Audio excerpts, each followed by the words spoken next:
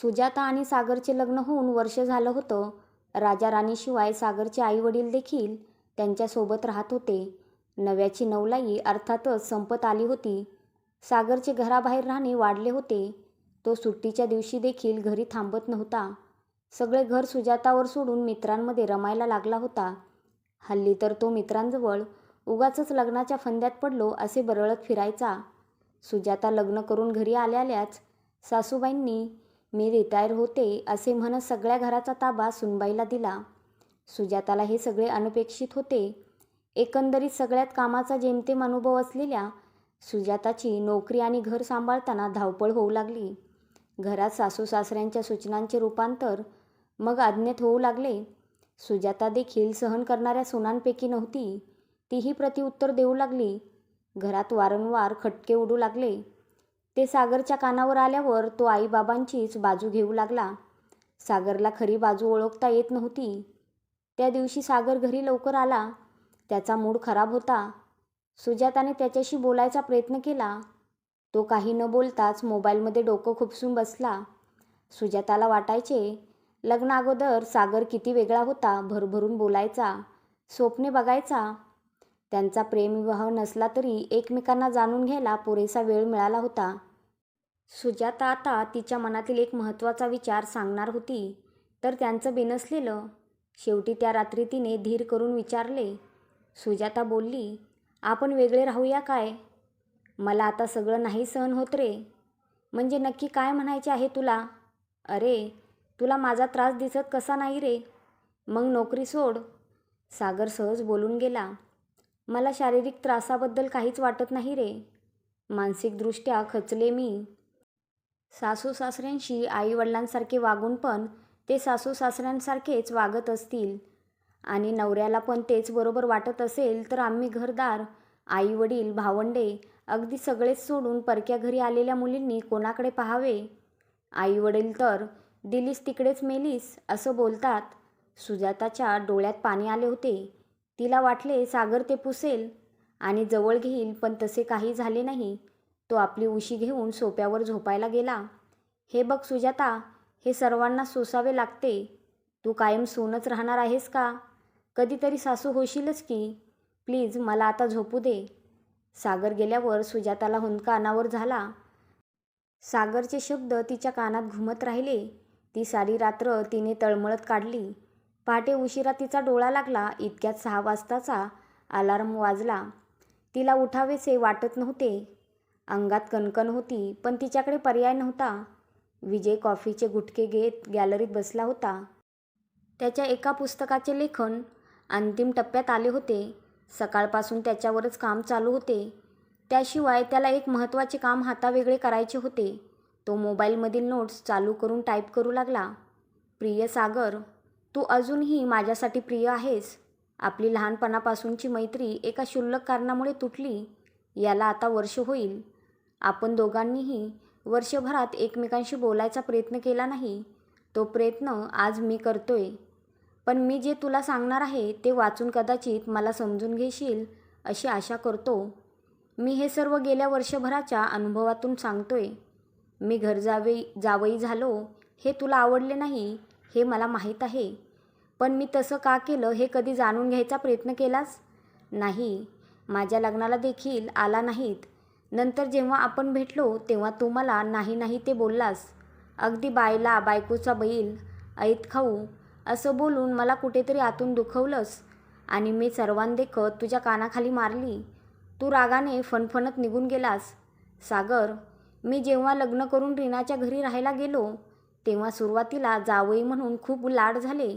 पण हे कोड कौतुक तिकडच्या मंडळींना समजून घेताना कुठेतरी निसटत होतं. पण इथे रीनाने मला सांभाळून घेतले. तिकडच्या लोकांनी मला घर जावई म्हणून कधीच वागवले नाही. मी त्यांच्या घरात राहत होतो म्हणून घर जावई होतो. अन्यथा माझे सर्व हक्क आणि अधिकार शाबूत होते. रीना खूप खुश होती. ती तिच्या आईवडिलांच्या जवळ होती आणि त्यांची ती सेवाही करायची. काही गोष्टी स्वतः करून मी केल्या असं तिच्या आईवडिलांना सांगायची.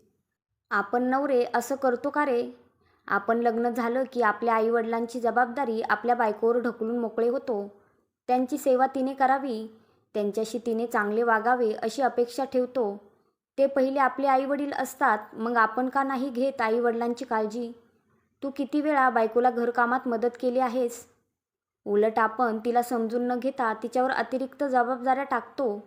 नवीन घरात नवीन लोकांशी समजून घेताना एखाद्या स्त्रीचे काय होत असेल ते मी जाणवले वर्षभरात. मला काही काम करावे लागले नाही, पण नवीन जागा नवीन माणसे समजून घेताना माझीही कुचंबना झालीच. जसा आपल्याला स्वाभिमान असतो तसा त्यांनाही असतोच की. मुलगा घरजावई झाला की लोक हसतात, कमीपणाचे वाटते. मग ते आपल्या आईवडिलांचे घर सोडून येणाऱ्या मुलीला काय वाटत असेल? मला घर जावई होऊन राहताना कोणी त्रास दिला नसला तरी आत कुठंतरी सुप्त सुई टोचत असतेच. आईवडील, मित्रमैत्रिणी, नातेवाईक आणि शेजारी या सर्वांपासून दूर झाल्याचा त्रास असतो तो. असंच काही आपल्या बायकोचे होत असेल ना, मग तिने वेगळे राहायचा विचार केला तर चुकते कुठे? तिच्या मनात असा विचार येऊच नये यासाठी काहीतरी करायचे. सागर, तुझ्यापासून दूर होतोस रे, पण मित्रांकडून तुझी खबर घेत होतो. तुझा मार्ग चुकतोय हे दिसत होते रे मला. तू मी जे काही बोललो त्यावर विचार कर. संसार दोघांचा असतो ना रे, मग एकालाच त्रास का? एका चाकाने धड असून पण हवा गेल्यासारखे का ओढत राहायचे? मी फक्त एका वर्षासाठी घर जावई म्हणून राहणार आहे. मला लग्न झाल्यावर घर सोडून येणाऱ्या एका मुलीची बाजू समजून घ्यायची होती, म्हणून मग मीच घर जावई व्हायचे ठरविले. रीनाला यातले काहीच माहिती नाही आहे. किंबहुना ती कधीही आमच्या घरी राहायला यायला तयार आहे. मी जेव्हा माझा घर जावई बनण्याचा निर्णय सांगितला तेव्हा तिलाही ते पटले नाही. तिने तीव्र विरोध केला. ती केवळ माझ्या इच्छेपोटी तयार झाली. मला केवळ एका स्त्रीच्या भावना समजून घेऊन परत आमच्या घरी राहायला यायचे आहे. माझ्या या निर्णयामुळे आई वडील, मित्रमैत्रिणी, नातेवाईक सगळे दुखावले गेलेत. त्यांची समजूत काढेनही. तूही तुझ्या बायकोला समजून घे. अगदी वेगळेच राहा सांगणार नाही, पण तुझ्या बायकोचा स्वाभिमान जप. तिची बाजू ऐकून घे. तिला कामात मदत कर. तिचे दुःख समजून घे. काही गोष्टी तिच्या वतीने तू कर. कधी तिचे कौतुक कर. तू तिला मान दिलास तर दुनिया तिला मान देईल. जास्त लेक्चर देत नाही. बाकी तुझं भलं तू जाणतोच. त्या थप्पडबद्दल मला माफ कर. तिथे माझी चूक होती. माझा घर जावई बनण्याचा बेत तुला अगोदरच सांगितला असता तर तो प्रकार घडला नसता. असो, काळजी घे. लवकरच भेटू. तुझा मित्र विजय. सकाळी सकाळी आलेला विजयचा मोबाईलवरील मेसेज सागरने वाचून काढला आणि विचारात गडला. मी खरंच असं वागायला नको होते. आता सुजाताचे वेगळे राहण्याचे मत बदलले पाहिजे. ती ऐकेलही माझं, पण आईबाबांचे काय? ते नीट वागतील का तिच्याशी? सुजाताला सांगू समजावून. ते काही बोलले तर उत्तर नको देऊस. विजयला सांगून आईबाबांसाठीही असंच एक पत्र लिहायला सांगू. डोळे उघडणारे पत्र. माझे नाही का उघडले डोळे? इतके दिवस सुजाता सांगत होती ते डोक्यात शिरत नव्हते, पण विजयने लग्न झालेल्या मुलीचे मन घर जावई बनून ओळखले आणि पहिल्या थेअरीचा यशस्वी प्रयोग माझ्यावर केला. सुजाता बाबांना पोहे देत होती. मला पोह्यात शेंगदाणे आवडत नाही हे माहीत आहे ना. सासरे सुजातावर ओरडत होते. अहो, सागरला पोह्यात शेंगदाणे आवडतात तर मी काय करू? त्याच्या पोह्यात घालत जा, माझ्या नको. सासऱ्यांचे हे वाक्य ऐकल्यावर सुजाता काहीतरी बोलणार एवढ्यात सागर मध्ये पडला. थांबा बाबा, मी निवडून देतो शेंगदाणे. असे बोलून सागरने बाबांच्या हातातील पोह्यांची प्लेट आपल्याजवळ घेतली. बाबांनी सागरकडे पाहिले. तो पोह्यांमधील शेंगदाणे निवडून तोंडात टाकत होता आणि हसत होता. बाबांच्या तोंडातील शब्दही थबकले. वाढणारा वाद संपुष्टात आला होता. सुजाताला आश्चर्य वाटले. एरवी कितीही मोठा वाद झाला तरी ढिम्यासारखा बसून राहणारा सागर आज मध्ये पडून समंजसपणा दाखवत होता आणि कधी नव्हे तो घरी हसताना दिसला. सागरचे आईबाबा देवळात गेले होते. घरात ते दोघेच होते. सुजू, ऐक ना, सागर म्हणाला. हं, बोला. चेहऱ्यावरील खुशीचे भाव लपवत सुजाता म्हणाली. आज खूप दिवसांनी त्याने तिला सुजू नावाने हाक मारली होती. आपण आज सिनेमाला जाऊयात का? तो किचनमध्ये येऊन तिला बोलू लागला. नाही, नको.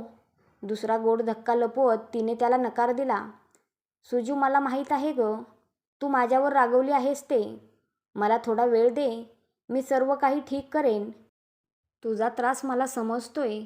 आपण तो त्रास दोघे मिळून कमी करू. आईबाबांच्या बोलण्याकडे लक्ष नको देऊस. असा बराच वेळ सागर सुजाताला समजावत राहिला. सुजाताला सारं स्वप्नवत वाटत होतं. नवरा आपल्याशी प्रेमाने बोलतोय याचंच अप्रूप होतं. ती आतून खूप सुखावली होती.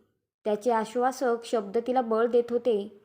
तिच्या मानसिक मरगळीने कात टाकली होती. तिने उभ्या उभ्या सागरच्या खांद्यावर आपले डोके ठेवले होते. एकमेकांच्या बहुपाशात ते जणू कात टाकत होते. एक नवी सुरुवात करत होते. संसार फुलण्याची स्वप्न बघत होते. रथाची दोन्ही चाके आज मजबूत होत होती. तेवढ्यातच टी व्हीवर मी कात टाकली हे गाणं वाजू लागले.